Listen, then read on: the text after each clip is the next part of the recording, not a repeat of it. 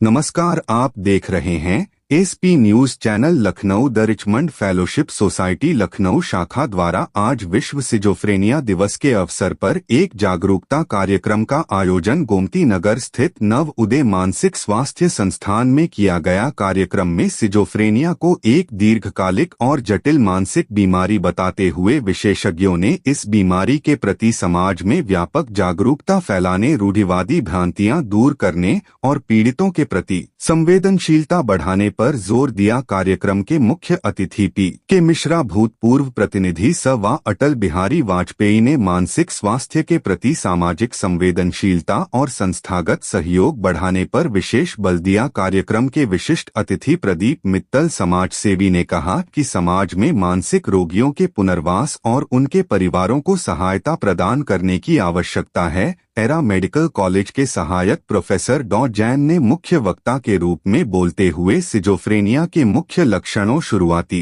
पहचान और समय पर सही उपचार शुरू करने के वैज्ञानिक महत्व के बारे में विस्तृत जानकारी प्रस्तुत की। वही विशेषज्ञ डॉक्टर दिव्या प्रसाद ने मानसिक स्वास्थ्य की बहाली में काउंसलिंग की भूमिका पर प्रकाश डाला। इस विशेष अवसर पर नवोदय के प्रशिक्षणार्थियों द्वारा प्रेरणादायक सामूहिक गान एवं नृत्य प्रस्तुत किया गया। कार्यक्रम में मरीजों की देखरेख करने वाले उनके परिवारजन के मूल योगदान व उनके धैर्य की विशेष रूप से सराहना की गई। संस्था की सचिव डॉ शशि राय ने कार्यक्रम के अंत में सभी का धन्यवाद व्यक्त किया।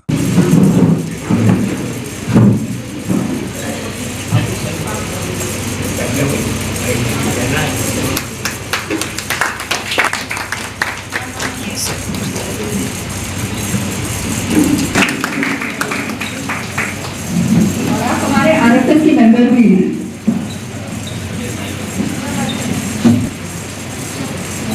कहा गया है जहां मन शांत होता है वहीं से उपचार आरंभ होता है। अब हम कार्य करेंगे। कृपया सभी शांत भाव से प्रार्थना में सम्मिलित हैं। मन में शांति भाव में मधुर। डॉक्टर प्रभात सिटोले है, मैं कंसल्टेंट साइकाइट्रिस्ट हूँ।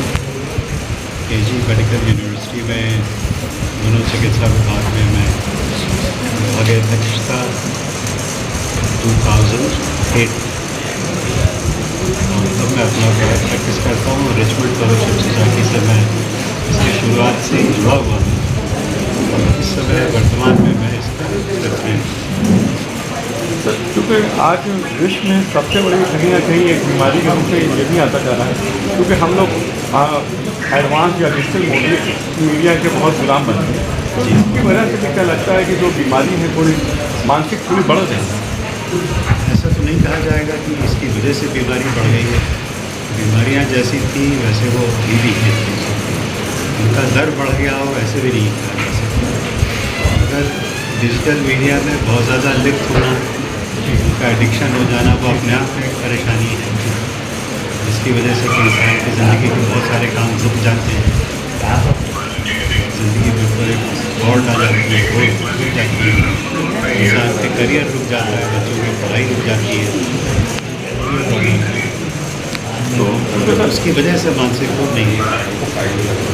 तो ये अगर किसी चीज़ में डिफरेंसेस करना हो तो हम इसको किस तरह से करेंगे, एनालिसिस करेंगे कि ये मानसिक रोग है या नहीं, ये किन पैरामीटर्स को हम अपने घर पे चेक करें कि जैसे होता है ना कि आपको कुछ जैसे डायग्नोसिस होता है कि आपको जब ब्लड सैंपल कराना हो तो आपकी बीमारी मालूम होगी, नहीं कराएं तो भी मालूम होगी। बिल्कुल ठीक सवाल पूछा। इसका जवाब ऐसे है कि मानसिक रोग तो किसी ब्लड टेस्ट, एक्सरे या MRI से नहीं जाना है। अगर आप इंसान के व्यवहार को, उसके विचारों को, उसके मनोदशा को अगर देखें तो 2-3 बातों को ध्यान रखें तो पता लग सकता है। वो क्या, किसी बात की अति हो रही है, जैसे कोई इंसान ज़रूरत से ज़्यादा खुश है, अकारण खुश है, तो वो एक मानसिक रोग का इशारा हो सकता है।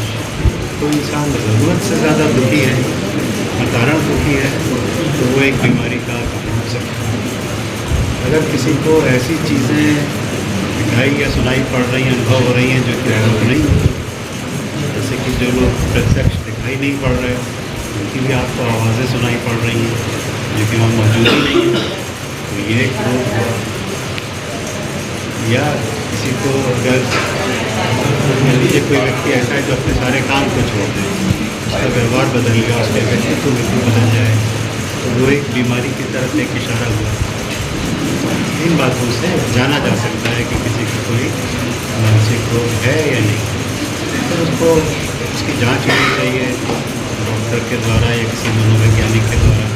और कुछ ऐसे चीज़ें हैं, ऐसे कुछ डायग्नोसिस के पॉइंट्स हैं जिनके आधार के ऊपर एक वैलिड और एक करेक्ट डायग्नोसिस बनाई जा सकती है।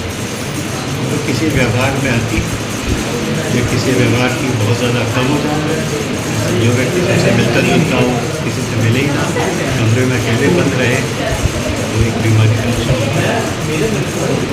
किसी चीज़ की अति या अत्यधिक कमी या व्यवहार में बदलाव, ये एक बीमारी के लक्षण होते हैं।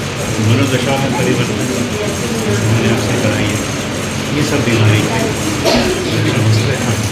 तो सर अगर जैसे इन लक्षणों को कोई परिवार अपने परिवार के लोग को देखते हैं कि हमारे किसी बंदे को कुछ ना कुछ चीज़ें हो रही समस्या है, तो समस्या जैसी लग रही है, तो उसको सबसे पहले किससे संपर्क करना चाहिए? सबसे पहले उनको संपर्क करना चाहिए अपने फैमिली डॉक्टर से, अगर उनके कोई फैमिली डॉक्टर हैं तो, क्योंकि वो परिवार को अच्छी तरह जानते होंगे। उम्मीद है कि वो किसी व्यक्ति को भी जानते होंगे अच्छी तरह से जिसके बारे में बात कही जा रही है। तो उसमें क्या बदलाव है, कुछ तो MBBS में ही मनोचिकित्सा के बारे में पढ़ाया जाता है। पहले ऐसा नहीं था, अब तो पढ़ाया जाता है। तो वो लोग भी जान सकते हैं कि मानसिक रोग है कि नहीं। अगर उनको कोई संदेह है तो फिर वो एक विशेषज्ञ, मनोरोग विशेषज्ञ को उस केस को रेफर कर देंगे, वहाँ तो उनकी डायग्नोसिस हुई जाएगी और एक ट्रीटमेंट शुरू हो जाएगी। हाँ, थोड़ा सा अपना परिचय दीजिए थोड़ा सा। मैं डॉक्टर शशि राय हूँ, एक मानसिक रोग विशेषज्ञ हूँ और 2005 से संस्था से जुड़ी हुई हूँ। और पिछले 17-18 साल से मैं Richmond fellowship society Lucknow branch की सेक्रेटरी थी और सप्ताह में एक दिन मैं यहाँ आके OPD रन करती हूँ। मैम तो आज सवाल ये होता है कि जो आज की तारीख में झाड़ फूक और बाबाओं के चक्कर में लोग बुलंद जाते हैं, कहीं ना कहीं वो मानसिक बीमार होते हैं, उनको दवा की ज़रूरत होती है, लेकिन उनके साथ किस तरह की घटनाएँ घट रही हैं उसको किस तरह से आप देखते हैं? नहीं, सबसे पहले तो मैं आपका ध्यान आकर्षित करना चाहूँगी, आज का जो दिन है वही विशेष दिन है, जैसे स्किज़ोफ्रेनिया अवेयरनेस डे के रूप में मनाया जाता है। तो मेरे ख्याल से हमारी चर्चा उस पर आधारित हुई तो ज़्यादा अच्छा है कि 18 तारीख से लेकर 24 मई तक विश्व भर में स्किज़ोफ्रेनिया अवेयरनेस वीक के रूप में मनाया जाता है और 24 मई स्किज़ोफ्रेनिया अवेयरनेस डे है। और स्किज़ोफ्रेनिया जो है एक गंभीर मानसिक रोग है जो कि विश्व भर में करीब 24 मिलियन या 27 मिलियन लोगों को प्रभावित कर रही है और हमारी अपने कंट्री में 5 से 7 मिलियन लोग ग्रसित हैं। तो इसमें जो है व्यक्ति का व्यक्तित्व बदल जाता है, उसकी सोच, उसकी थिंकिंग, उसका पूरा व्यवहार ही बदल जाता है। और इसके कई लक्षण होते हैं, जैसे कि सर ने बताया कि लोग अपने आप को गुनगुनाते हैं बैठे बैठे, बिना वजह अपने आप हंसने लगते हैं, उनके कान में आवाज़ें आती हैं, उनको लगता है कोई बोल रहा है, या उनको शक होता है कि कोई इनके पीछे पड़ा है, कोई उनका बुरा चाहता है, कोई उनके खिलाफ साजिश कर रहा है। तो इस तरह के लक्षण होते हैं। तो कमिंग बैक टू आपका जो सवाल था जो आपने स्टार्ट किया था कि तो जब व्यक्ति का व्यवहार बदल जाता है या इस तरह की कुछ अलग हरकत करने लगता है, तो हमारे सभी अगर देखा जाए तो हमारे कंट्री में ट्रीटमेंट गैप जो कहते हैं, जैसे अगर मान लीजिए 100 लोग तो उसमें केवल 85% प्रोगैट्रिस्ट के पास आ रहे हैं। बाकी जो लोग हैं मतलब 15%, 85% लोग जो हैं अन्य लोगों के पास जाते हैं, जिसमें कि बाबा, झाड़ फूक, इस तरह के लोग अधिकता है। तो लोग ये सोचते जाते हैं कि ये जो है किसी देवी देवता का प्रकोप है। तो बेसिकली अवेयरनेस बढ़ाने से, ये सज्ञानता बढ़ाने से कि ये मर्ज है, बीमारी है, सिर्फ देवी के प्रकोप से नहीं है, तो लोगों में समझ इसकी बढ़ेगी। तो जैसे आज का जो कार्यक्रम है उसी कड़ी में है कि जितना अवेयरनेस बढ़ेगी, जितना लोग जानेंगे बीमारी के बारे में, उतना बीमारी को समझेंगे। और इनफैक्ट हमें मतलब दवा और दुआ दोनों का साथ लेके आगे बढ़ेंगे हमारे देश में तो वो चीज़ ज़्यादा अच्छी रह सकेगी। हमें वो बाबाओं को भी थोड़ा मतलब उनको भी अवेयर करना चाहिए। और इनफैक्ट अब तो कई बार ऐसा भी देखा गया है कि ये लोग भी पेशेंट साइकियाट्रिस्ट को भेजने लगे कि अब हमारा हिस्सा खत्म, आप साइकियाट्रिस्ट को खा लो। तो दोनों, क्योंकि लोगों के मन में इतना फेथ है तो भगवान की पूजा तो करें, लेकिन दवाई का भी उतना ही इम्पोर्टेंस है कि वो दवा के लिए भी आएगी।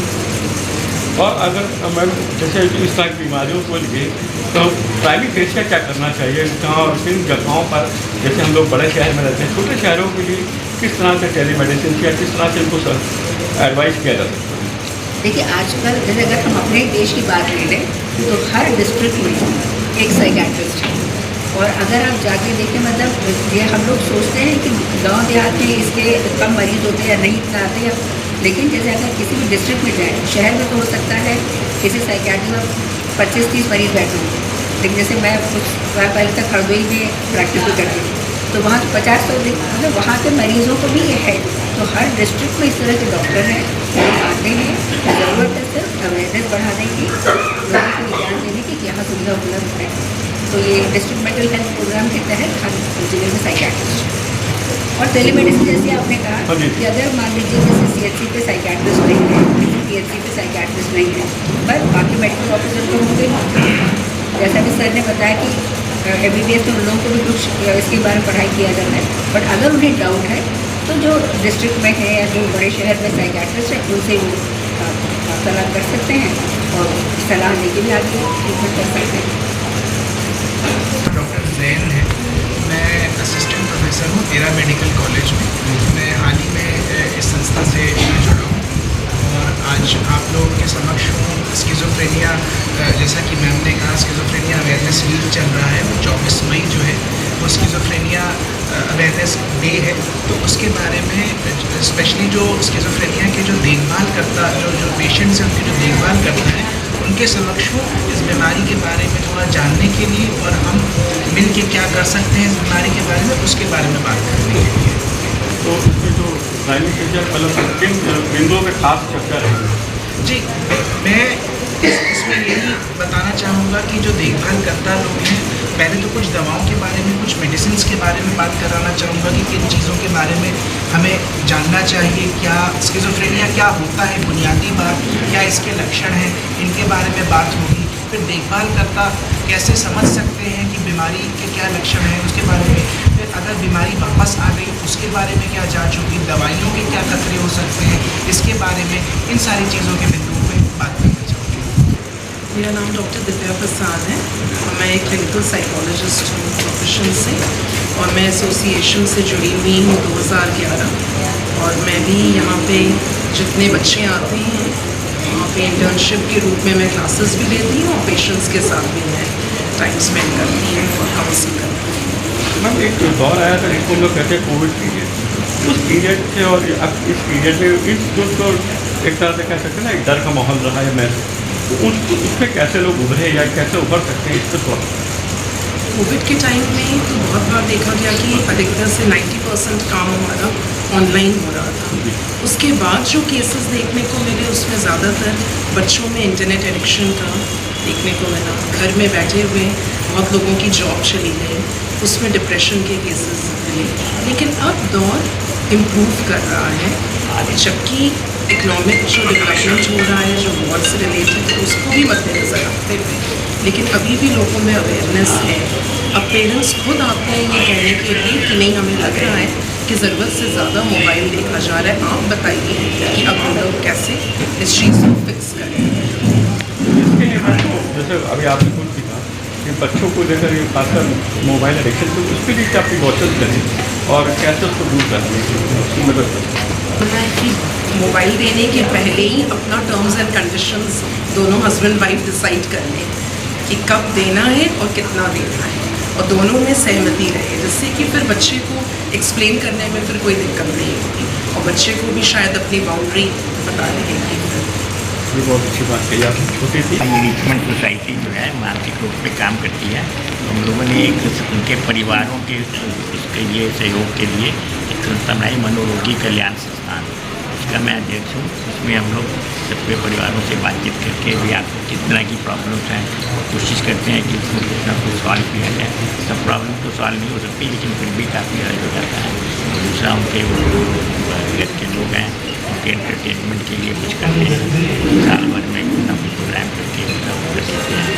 मनोरोगी कल्याण संस्थान के डॉक्टर महेशवी जो हैं इस पिलानी के भूतपूर्व अध्यक्ष हैं। मैं चाहता हूँ ये आप थोड़ा और डिटेल में बताएँ। मैं doctor LK Maheshwari, Pilani Birla institute of technology and science है उसका वाइस चांसलर था, और मैं पिछले 10 वर्ष से रिचमंड फेलोशिप सोसाइटी से जुड़ा हुआ हूँ। वर्तमान में इसका उपाध्यक्ष भी हूँ। इसकी एक सहज संस्था है जिसका नाम है मनोरोगी कल्याण संस्थान, जो कि केयर गिवर्स और जो पेशेंट्स हैं और डॉक्टर्स उनके बीच में एक सहयोग का कार्य करती है और अवेयरनेस क्रिएट करने के लिए कार्य करती है। तो इसके माध्यम से जो है एक दूसरे से एक्सपीरियंस शेयरिंग होता है, जिससे किस प्रकार से उनकी समस्या हल की जा सके, इसमें सहायता प्रदान करती है। तो ये संस्था जो है समाज में अवेयरनेस क्रिएट करने के लिए और जो मिथ्स हैं, स्टिग्मा है, उनको दूर करने के लिए कार्य करती है। ये इसका उद्देश्य है। और दोनों संस्थाएं मिलकर के रिचमंड फेलोशिप सोसाइटी मेन है, और ये संस्थाएं जो है केयर गिवर्स और पेशेंट्स और डॉक्टर्स के बीच में एक कड़ी का कार्य करती है।